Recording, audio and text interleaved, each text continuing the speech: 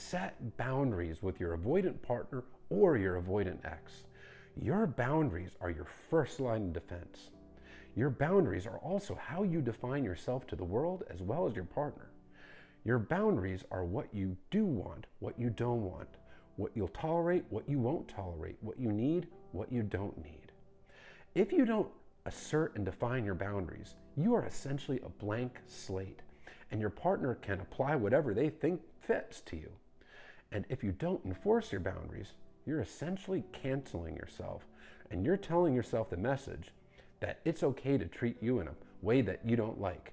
Because when you don't enforce your boundaries, you're sending yourself a negative message.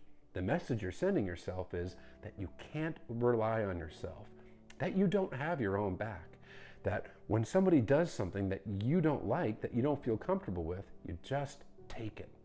That is not a good message to send to yourself, and that pushes you further into insecurity. But on the flip side, when you do enforce your boundaries, when you do stand up for yourself, you are actually sending yourself the message that you do have your own back, that you can rely on yourself even when the going gets tough, that you will stand up for your own wants and needs in a healthy way. That is a confidence booster. That is a big, big boost, and it pushes you further into secure attachment. Because when you can rely on yourself, you can trust yourself. When your words and your actions to yourself match, you can trust yourself. And having trust in yourself is a very secure, confident thing. Boundaries don't have to be confrontational. You can assert them in a very calm way without getting all heated and yelling. Also, not all boundaries have to be deal breakers. They can be deal breakers, or they could be as simple as saying, no, no thank you, not for me. I'm not going to do that, or I'm not comfortable with that. But your individual boundaries are up to you because everybody has their own wants and needs.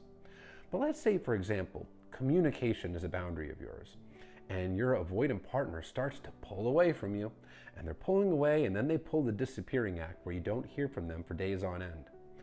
A way to enforce a boundary and hold a boundary here would be, tell the partner, I appreciate your need for space. I can respect that.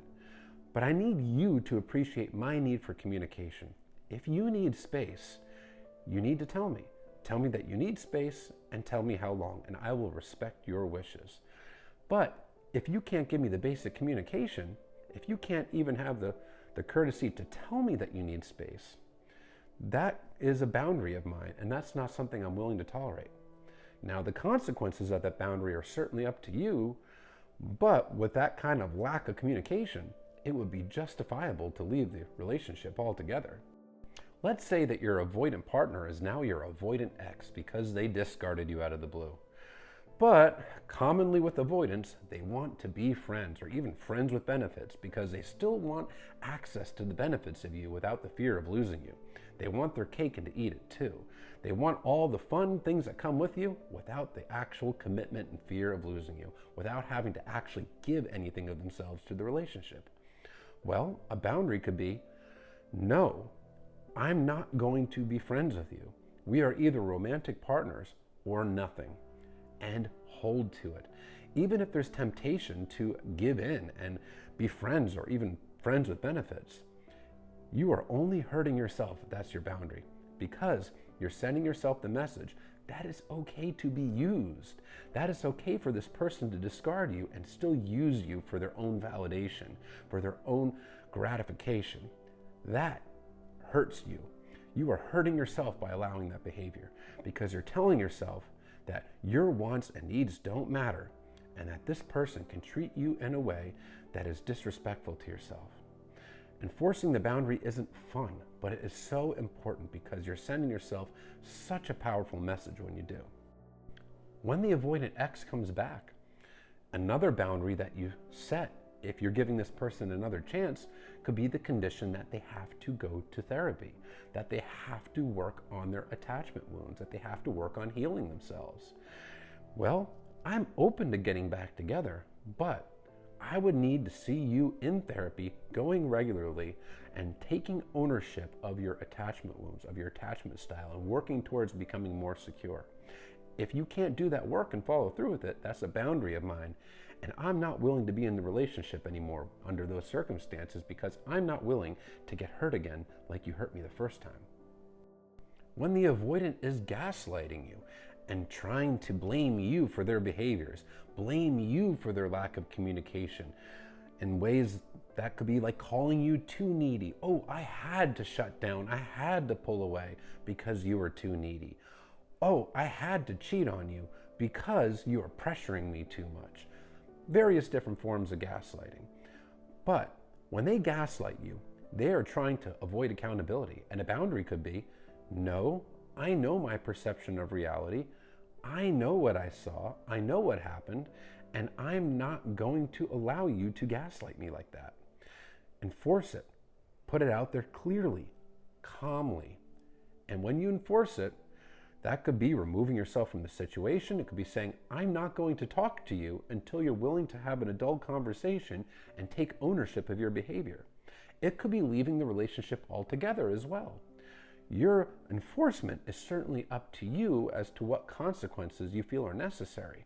But when the avoidant is doing behavior, and it doesn't matter whether it's gaslighting, stonewalling, cheating, pulling away, discarding, trying to be friends after the discard, trying to get the benefits of you after the discard, it doesn't really matter what the behavior is if you don't like it.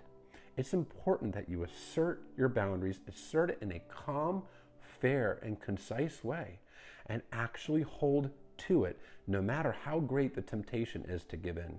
Because every time you give in, you are actually enabling the avoidant. You are letting them know that it's okay to treat you this way.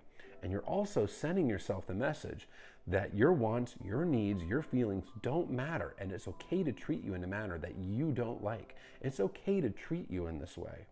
That pushes you further into insecurity, and that only hurts yourself. Enforcing your boundaries, well, here's reality. A healthy partner who loves you and cares about you is going to respect your boundaries. A person that genuinely cares about you is going to respect your boundaries. Now, that doesn't mean that they won't accidentally step over a boundary, but a person that truly, genuinely cares about you and cares about your interests is going to take ownership of the times that they make those mistakes. They're going to hold themselves accountable, and they're going to work towards doing better the next time. A toxic partner, a selfish partner, is going to get mad at you for having the boundary to begin with. They're going to blame you for having that boundary. How dare you? And they're not going to respect your boundaries. At the end of the day, people that are toxic and selfish, they cannot maintain relationships with people that hold healthy boundaries. They just can't do it. They love their own boundaries, but they don't like yours. Now, that is your first line of defense to protect yourself from somebody who really is not emotionally available and is not interested in being a good partner.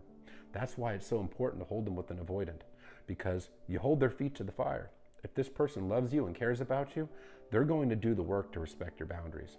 If they only are thinking of themselves, they're not going to do the work. They're going to gaslight you. They're going to blame you.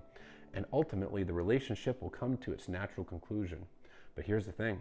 If you hold boundaries from the start, a toxic relationship will end much quicker than it would if you don't hold boundaries.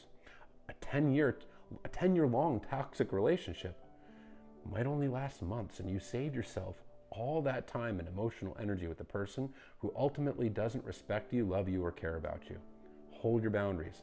It's so important.